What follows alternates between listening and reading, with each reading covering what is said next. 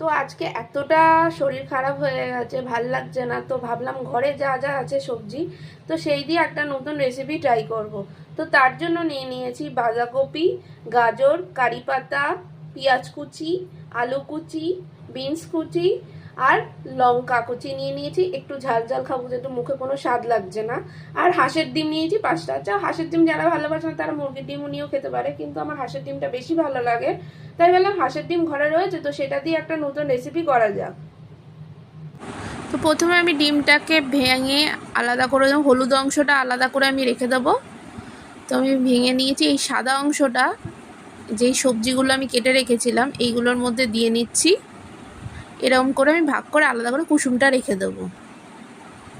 সব ডিমগুলো এক এক করে আমি এভাবে ভেঙে রেখে দেবো, কারণ কুসুমটা ভাঙলে চলবে না, কুসুমটা আমার পরে লাগবে রান্নায়। তো সাবধানে এই জিনিসটা আমাকে করতে হবে। তো তাড়াতাড়ি করে সব রেডি করে নিই।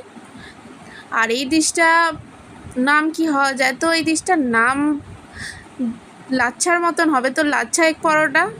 তো এবার ভালো করে সাদা অংশটা যে ডিম দিয়েছিলাম তার নুন দিয়ে স্বাদ মতন আমি এটা ভালো করে মেখে নিচ্ছি। নুনটা আমি যখন দিয়েছিলাম ওটা ভিডিও করতে ভুলে গেছিলাম। তো চলুন এটাকে ভালো করে একদম মেখে নিই। তো এর মধ্যে আমি চাট মশলা আর গোলমরিচ গুঁড়ো দিয়ে ভালো করে মেখে এর মধ্যে আমি কর্নফ্লাওয়ার পরিমাণ মতন দিয়ে নিয়েছি, কারণ এটা একটুখানি টাইট হতে হবে। তো অনেকে বেসনও দিতে পারো, কিন্তু বেসন বা চালের গুঁড়োর থেকে একটু কর্নফ্লাওয়ারটা দিলে এটা বেশি ভালো জিনিসটা হয়, লাচ্ছা পকোড়াটা। তো এটা ভালো করে আমি একটুখানি মেখে নিচ্ছি, টাইট করে এটা মাখতে হবে। তো ব্যাটারটা আমার মাখা হয়ে গেছে, তো এটা আমি রেখে দিচ্ছি। ওইদিকে গ্যাসে আমি আগেই তেল দিয়ে দিয়েছিলাম, সানফ্লাওয়ার তেল। এর মধ্যে আমি ব্যাটারটা এভাবে চ্যাপটা করে পাতলা মতন করে ছোট রুটির মতন ওরকমভাবে দিয়ে দিয়েছি কড়াইতে ভাজতে। তো এটা ভাজতে থাকুক। তো হালকা ভাজা হয়ে গেছে, এবার কুসুমটা আমি আস্তে করে এভাবে দিয়ে নিলাম।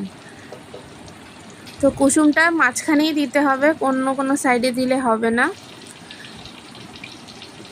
আর মিডিয়াম ফ্লেমে এটা ভেজে নেবো আমি ভালো করে। তো এবার ভাজা হয়ে গেছে, এক সাইড হালকা করে আমি উল্টে দেবো। কুসুমটা কিন্তু ফাটলে চলবে না, তো খুব সাবধানে এটা করতে হবে। তো আমার মতন এইভাবে ট্রাই করে দেখবেন, আশা করছি আপনাদেরও এটা ভালো লাগবে। কোনো ইভিনিং স্ন্যাক্স হোক বা ছুটির দিনে এটা কিন্তু খেলে খুব মজা লাগে। জিনিসটা একটা নতুন জিনিস, লাচ্ছার মতন দেখতে। লাচ্ছা এগ পকোড়া আমাদের একদম রেডি। তো এক এক করে আমি এইভাবেই সবগুলো ভেজে নেব।